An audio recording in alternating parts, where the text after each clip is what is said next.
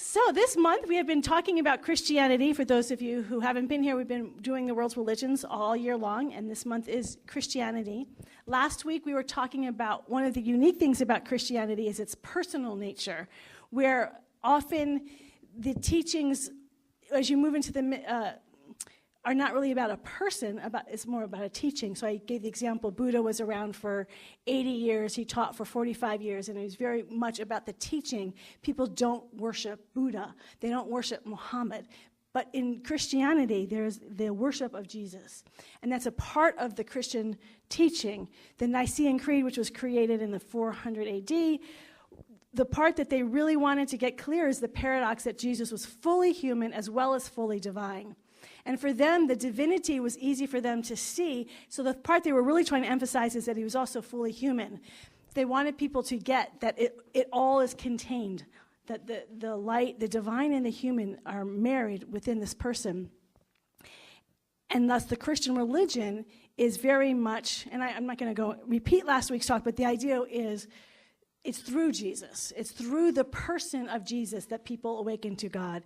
And last week I shared a little bit about my journey of, I wasn't quite sure what to do with that because I felt fine with God without an intermediary. So how does one connect? So that I was just talking a lot about the personal nature of God, the divine presence. It's not just impersonal, it's not just principles, it's not just love, light, peace, harmony, beauty, grace, and joy. There's a personal essence to it. And what we find is that when we cultivate that personal essence, these mystics often would get visits from other beings from the other side of the veil. Whether you call them angels, whether you call them guides, whether they're spiritual teachers, whether they're your ancestors. The idea is that we live in an eternal universe that doesn't end. We talk about that in Science of Mind, that the Centers for Spiritual Living, that the soul is ever evolving, that when we leave this planet, we continue to evolve. Well, just think of all the beings that have lived on this earth. They continue to evolve. They're still available to us when we open our heart, our mind, and our soul to experience that divine presence and allow those personal guides. They will come to us personally in a way that is unique to each of us. So it will be different how that personal nature shows up for each of us.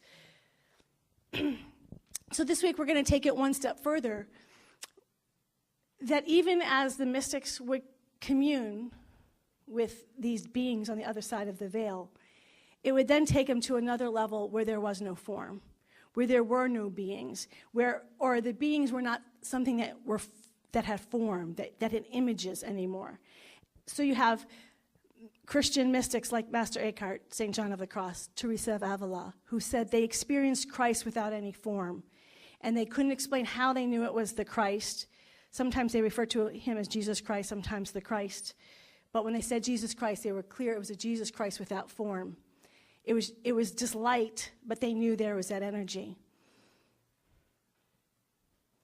There is, at that highest level, that which cannot be explained.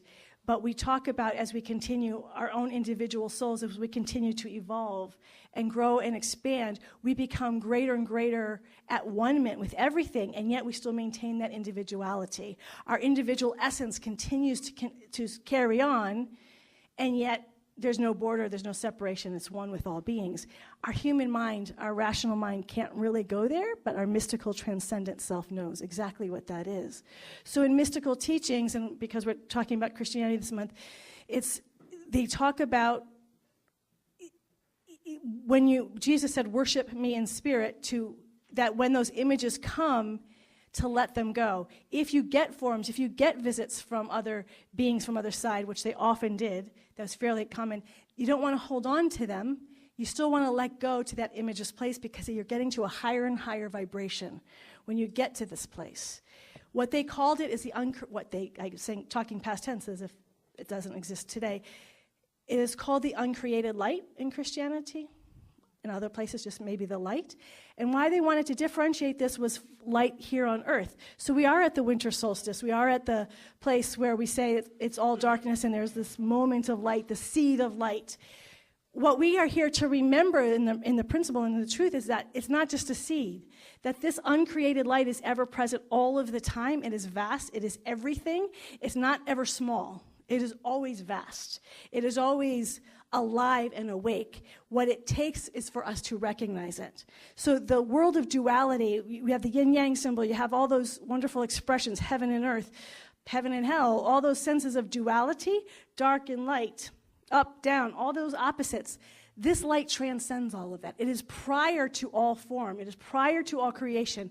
As our first principle in the Centers for Spiritual Living, taken from Plotinus, says, it is in, through, and as all creation. This light is as all of us now. Not just every person, the solid things that we call matter, tables, chairs, ceilings, it is all light, but it is beyond all that. It is stable, it is absolute, it is unchanging. We can count on it.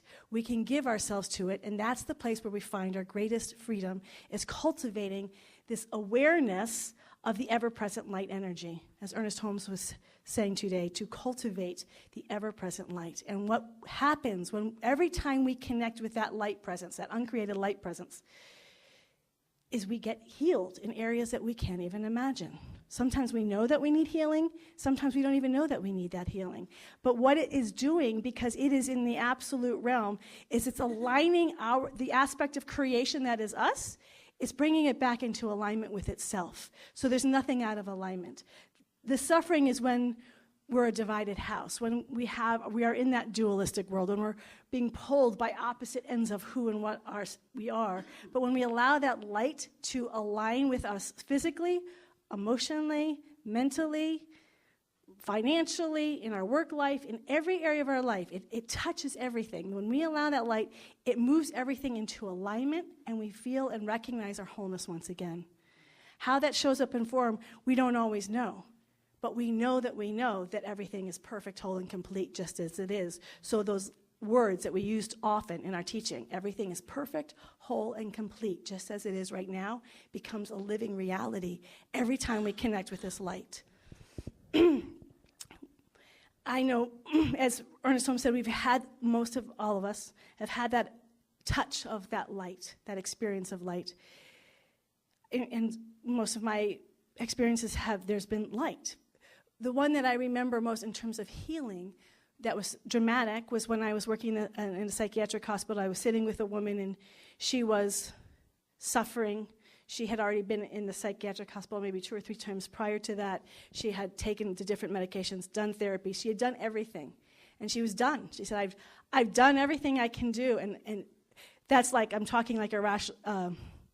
She was exhausted. She was sleeping. I was sitting with her because they had to have someone sit with her 24 hours because they were afraid of what she might do to herself, self-harming. And so she was not very verbal. I'm speaking very verbally, but what she was, in essence, feeling and expressing is, I'm done. I've done it all. There's nothing left. There's no hope. When we get to that place, it's a place of utter hopelessness. And I recognize, knowing that she had professional help, that she had medications, that I had nothing to offer her. That I'm like, I have nothing new to say to her. I have nothing great to take her out of this hopelessness. So I sat with her, and I just recalled my own sense of hopelessness, the times where I have felt hopelessness. So a Jungian teacher, Lionel Corbett, he would say the way often healing happens is we're a tuning fork, and we tune up with somebody vibrationally, because if we're coming from a different place, they can't feel us. And I recognized as he was saying that, that's what was happening. I just tuned and aligned with her. I remember this. I remember those times where I have felt hopeless. And so I attuned with her. I didn't know I was doing that, but that's what I was doing. And in that state, but I was also conscious, and I also recognized in that hopeless state there's a God. There is this light. There is this love. And I recognized that in the midst of my hopeless, even though I could not feel it. I love what Ernest said in the reading today. Even though you don't know it's there, it's there. It exists. It's always here, right now. So in essence, I was saying, it's here. I just know, that this presence and this light, this love, it exists. And as I was talking, it became the energy, the light just started swirling in the whole room.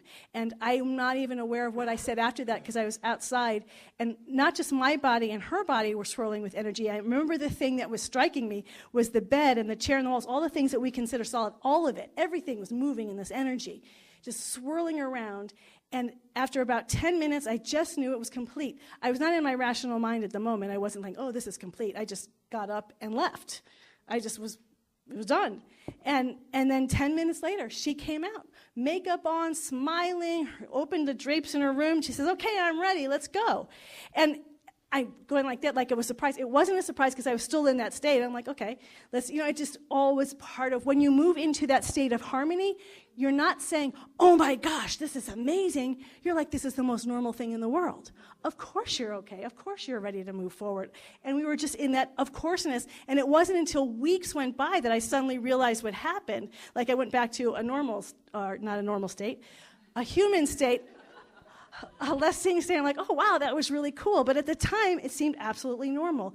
That's what this light is. It is absolutely normal. It's in this room right now. It is vibrating and pulsating. And all we do is, when we open to it, we're not going to go, wow, look at this light. We're like, of course, this is who I am. I remember who I am. I know who I am. I know who all of you are. And we're here to celebrate that.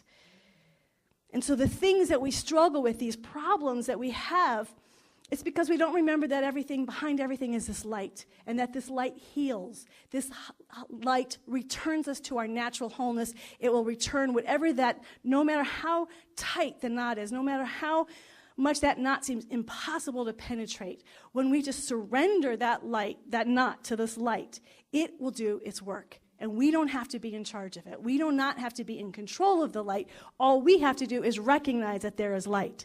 So one of the things that I've been doing more and more in my life, I never sat down and said, I'm going to start doing this. I just started doing it, is practicing imagining the light.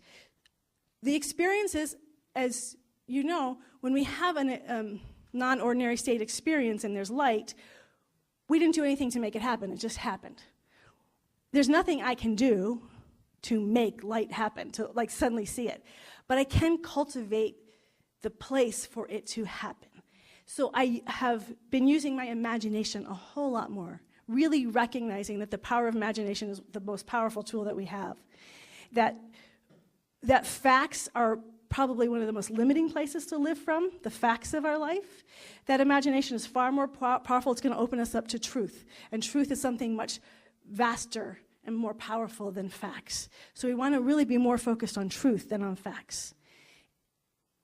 And imagination allows us to be open to truth. It moves away from the literal facts of a situation, which are the smallest place, and allows us to open up to new. So I use my imagination, and the way I've been using my imagination in the last few months is to see light. Any time where I feel off in any area of my life, I just start picturing, start giving thanks for the light that is right there. The light that is in the midst of it. And I don't try to force it. I don't try to control then with the light. Now it's light, and now everything is working for its highest good. I don't say anything after that. I don't use any words after that. I don't say, and now everything is healing. I just know that if I just keep seeing light in myself, in the situation, in whatever is happening, I let it go. I trust the light completely. The light itself is the source of the healing. My words, I don't need to guide the light and tell it what to do. It knows exactly what to do because it's already healed. It's already whole, perfect, and complete. It does not need me to tell it, here's how you need to be whole, perfect, and complete. It already knows. So my job over and over is to continually access in my imagination the light within me, within everything that's happening. And that is a choice. That is the locus of control. I love Stephen Covey's book, What Do We Have Control Over? There's a lot, when we are living by the facts of the world, we have very little control about what's happening, whether it's culturally, societally, the environment, in our family, in our own relationships, with our own habit patterns that we may not like. We have very little mental control, and if we're trying to control everything, it can be exhausting to always try to control everything, always know the right truth. But if we just surrender and say, it's all light, I just continue to return to the light. There is a softness, there is a gentleness, and that light is infinitely powerful, so it's gentle. But we let it do the work. So I have the choice to see light. That's always where I have the locus of control. I always have power. We, not I, every one of us in this room, everyone on the planet, always has a choice of where we put our attention. Do we put our attention on the facts, or do we put our attention on what is true through our imagination? Our imagination will allow that truth to be revealed. It creates the space. So Jesus says in the Gospel of Matthew, to keep our eye single so our whole body is full of light. The way I would change that is to keep our eye single so our whole life is full of light. Because who we are, our body really is limitless. What we are is limitless. So when we keep our eye single, and Paramahansa Yogananda talks about, the reason why I keep going here is he talks about the third eye as that single light. He calls it the same star that the three wise men were following in the Christmas story. It's that star, that North Star, that if we just keep our mind, and he actually says it's a star. I have never actually, I've experienced visions through the third eye, but I've never experienced the star that he says is there. I'll trust him on that. But metaphysically, that's the star of our lives. To stay, that's the single eye. So when Jesus was saying, keep your single eye focused, keep your attention focused, your whole body gets full of light. Your whole being gets full of light. Your whole life gets full of light. So we have this wonderful opportunity. The topic today is the healing within. And I really want to be clear that the healing within is not about within our body. Our body's very small. The light within us is very small. What they mean, Jesus, the kingdom of heaven within, the healing light is within, is turning our senses off, turning our attention away from facts. That's the external world. Facts are the external human world. When we turn within, what we're doing is we're turning our attention away from the facts, from the sensory input telling us what life is, and turning to the spiritual self. So the withinness, because if you said the kingdom of heaven is beyond, then we think of it as far away. It's right here, but it's not just limited to our body. It includes all the cosmos. It includes all time and space. There's no limit to it. It's huge. And because when we say within, it can almost feel small. It's extraordinary. It's the all power. One in God is a majority. Didn't we hear that today? One in the divine light is a majority. Stay in that oneness and everything else shifts. So where do we want to put our attention this winter or this season? We've been looking at also being on this vision quest of how we can be more loving in 2019. How are we each individually being called to become a greater and greater being of love and of light for this next year, 2019, that's unique to each of us? What are the things that need to shift in us? And as we're setting and opening our heart to allow ourselves to be guided, we look at, I love the symbology of the Christmas story, the three wise men following the star. Follow the light within you. It's not about how do I become more loving, isn't about searching out there. It's allowing the light within you to guide you to where you next want to be, to next who you're going to be, and that we don't have to control it. That this light is going to provide what we need for the next year. We don't have to go out searching and like, okay, now I'm going to do this, and it's a task that I have to make happen. The light's going to provide. It is the most giving, gentle, generous, loving presence. And I really want to say gentle. You know, sometimes if we're not listening, it feels like it beats us over the forehead, or, just to get us to listen. But if we're choosing to listen, it will guide us gently. It will not torture us. It loves itself as us. It wants to be gentle with us. And it can be gentle if we allow that light to heal and reveal the kingdom of heaven. And even as we're looking at this individually and allowing the light to guide us, to heal us, we know that we're everybody. So it's not just about us. It's about one another. It's about each other in this community. It's about this planet that we're in. And to include that this light that we are all here to allow this light to shine never before. And we have this wonderful lighthouse community. This lighthouse community, the name is not mine. This calling into form was not mine. I just said yes when it asked. Jack just said yes. All of you said yes. There is something that said, show up. And we showed up. There wasn't a lot of planning before this community started. It just said, here's a place. Go do it. And I'm very clear, these beings on the other side of the veil were very intentional in this community. So when I hear Ernest Holm talking about the miracle of a community, that's what I feel. We are a lighthouse for a reason. This community right here, just us in this moment, we have such an incredible gift as we say yes to the light within us, as we consciously and collectively put our attention over and over on the light that shines through and as the Livermore Valley, this light that already exists, that already knows that it's whole, perfect, and complete, that already knows everything that is needed, that we as a collective group hold that for this Livermore Valley, hold it for the Bay Area, hold it for this country, hold it for this planet, and hold it for the cosmos, that this is an incredible mission and calling. And so even as we invite ourselves individually to listen to what that light is calling us to, even as a community, how can allowing this light to guide us and give us exactly what we need day by day to become more and more of a healing presence, a healing transparency, a greater transparency of light into the world. And we forget. Sometimes we forget on our journey, don't we? That's why we have mission and purpose statements. Those are words. Those are forms. We need them there to remind us. I'm also inviting people to come up with songs, a theme song for 2019, because I believe sometimes we have intentions for the new year, but by March, April, May, we remember the intention, but we don't remember the feeling that we had when we created the intention. But if you have a song that goes along with your intention, just sing yourself the song and you'll remember the feeling that you'll have had. Those are powerful things, words, music. In Christianity, they have communion.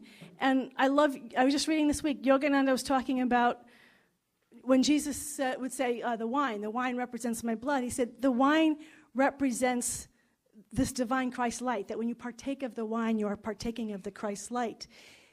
It's a ritual to remind us that we're light. So all these different things, whether it's rituals, whether it's words, whether it's songs, all of it is there to remind us that the light already exists, to open and animate our imagination, to allow this light to move beyond imagination into reality, to the living truth of our life, the living waters, the living truth, the living spirit, that it actually becomes alive in us.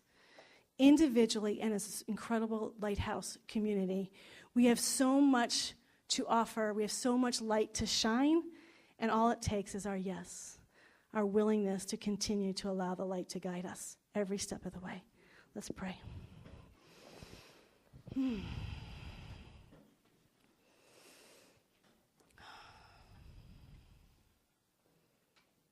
And the veil is thin. As we are here together, I know that we know that we know. That even as we enter into prayer, that we are not alone, that there are many beings of light on the other side of the veil who are joining us in this time of prayer and meditation. The meditating of just listening as well as speaking. Allowing that light to shine its light in, through, and as all creation, in, through, and as all form, in all time, in all space, in all multi-dimensions. And it is shining its light in, through, and as each and every one of us. This very day, we are pulsating and vibrating as pure, uncreated light. This light that does not come, it does not go, it is always ever present. And we know that we know that we know that this is who we are. This is who we really are. We let go of any limiting facts about who we are, and we allow the joy, the depth of intimacy, the power, passion of love and creativity and of beauty and of harmony and grace and abundance to pour through and as every atom and cell of our being. We allow our bodies to align and remember that it is already whole, perfect, and complete. Our emotional life, all our relationships, in our family, our friends, our community, our work life, in every area, it are all built from this wonderful light that lighteth up the universe. This one light.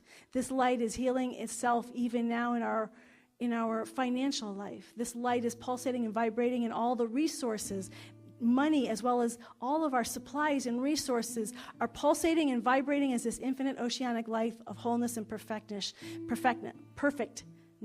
It is already good. It is already done. It is already fulfilled.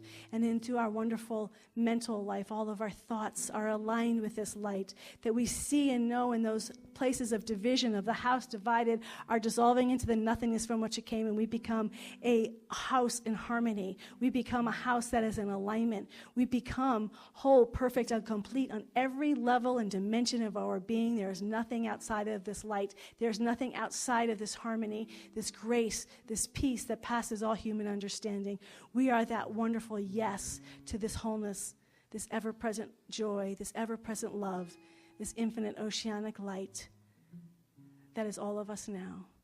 And as we know and claim this for ourselves and for our loved ones, we know this for people who are going through the sense of loss, that transition of losing on this side of the veil people that were dear to them.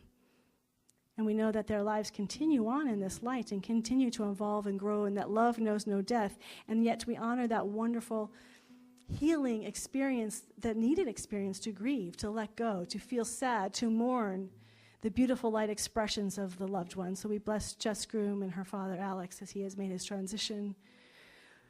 We bless Jack and his sister, whose husband made his transition on Friday. We bless Frank, his father, who's made his transition.